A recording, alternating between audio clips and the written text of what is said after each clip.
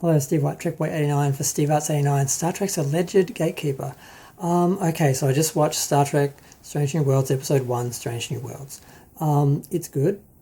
I liked it. It's the most Star Trek we've had since Star Trek Enterprise. It is very different from Picard and Discovery. It's still haunted by Discovery, literally, but it's very different in tone, in attitude, everything. It does focus on exploration and optimism, and the characters are different. The feel, the lighting of the ship, everything is different. It feels like original Star Trek, but modern. And it's a reboot. I'm fine with a reboot. I was fine with the JJ films as a reboot because they were in a different universe and there were no conflicts continuity-wise. This show is also a reboot, but they're not acknowledging it, so they're pushing the idea that this is in continuity with the other show, which it really can't be for so many issues. They've totally changed the ship, they've made it longer and bigger, they've changed the uniforms, they've changed so much stuff, and a lot of people are saying, oh, it's just a visual reboot. I don't believe in visual reboots. It's either a reboot or it's not, but people are saying it's still canon, even though it's a reboot. Then we have the issue of race swapping Admiral April. Now, he was a white guy in the animated series. People are saying, well, the animated series doesn't count, so it doesn't matter now that he's a black guy because that's live action. Well, they've also race swapped Chief Kyle. If this is the same Chief Kyle, there's a Chief Kyle in the transporter room who is no longer a white guy with reddy blonde hair.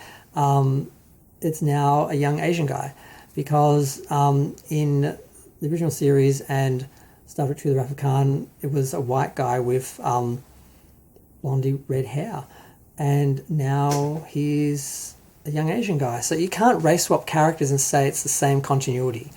So yeah, they just need to embrace that it's a reboot, embrace that it's an alternative universe, just accept it, acknowledge it, and work with it instead of fighting it and trying to push it into this mold of the original canon, which it doesn't fit into, and people, who grew up watching the original show can see and feel that it doesn't fit, but they keep pushing it, and it's just disingenuous, and just they need to move on.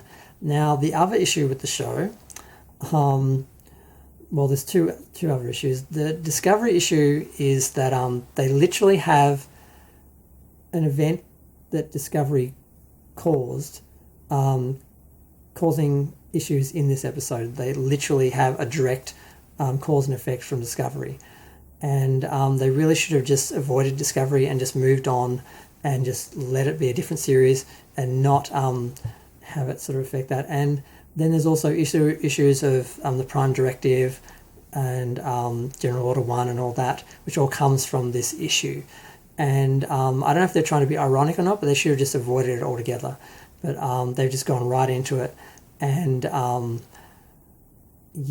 I think they would have been better off to just avoid it. So that's one issue. And then the last issue is current day politics. They literally use Earth's current day politics, including literally visuals of January 6th, as a cautionary tale for an alien race, where they depict January 6th leading to a civil war, which leads to the Third World War, which leads to the destroyed Earth that we see in Star Trek First Contact. Now, personally, I don't have a problem with that. I'm left, so that's what I'm afraid of happening. So I'm not bothered with it being depicted and it being a cautionary tale. But the problem is, obviously, people who are right-wing are going to be incredibly offended by this, and they're going to switch off at that point, and it's going to alienate them, and they're going to attack the show because of it. This is not good for the franchise, it's not good for the show.